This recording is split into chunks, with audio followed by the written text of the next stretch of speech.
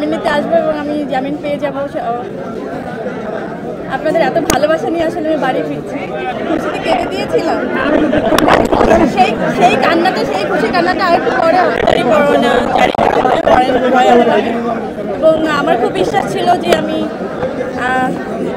আজকে আসবো। আপনারা যেভাবে সবাই আসলে আমাকে সাহসটা জুগিয়েছেন যে আজকে জামিন নিতে আসবো এবং আমি জামিন পেয়ে যাব। আপনাদের এত ভালোবাসা নিয়ে আসলে আমি বাড়ি ফিরছি। এরকম একটা জয় নিয়েও যেন আমি বাড়ি আসলে ফাইনালি ফিরতে পারি, আপনাদের ভালোবাসার সাথে থাকতে পারি, আমার জন্য দোয়া করবেন। খুশিতে কেঁদে দিয়েছিলাম, সেই কান্নাটা, সেই খুশি কান্নাটা আর একটু পরে হবে, যখন পুরোপুরি ফাইনাল হ্যাঁ ওই বিচারটা যখন আসলে আমার হবে। এটা তো খুবই পরিষ্কার যে আমি একটা মামলা করলাম, তার 2.5 বছর পরে, ঠিক 2.5 বছর পরেই একটা পাল্টা মামলা করা হলো শুধু দমানোর জন্যই, তার কিছু না। এবং এটা বিচারাধীন।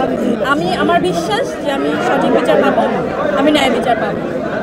আমি কিন্তু দাঁড়ে দাঁড়ে ঘুরেই, আপনারা সবাই জানেন 4টা বছর আগের ঘটনা, আমি দাঁড়ে দাঁড়ে ঘুরে শেষ পর্যন্ত এই আদালতেই আসলে আমার মনে হয়েছে যে আমি এখান থেকে ন্যায় বিচার পাবো।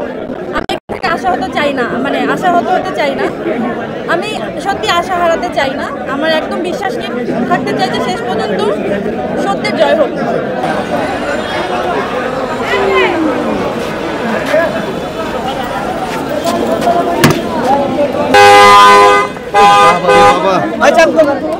এই দেখ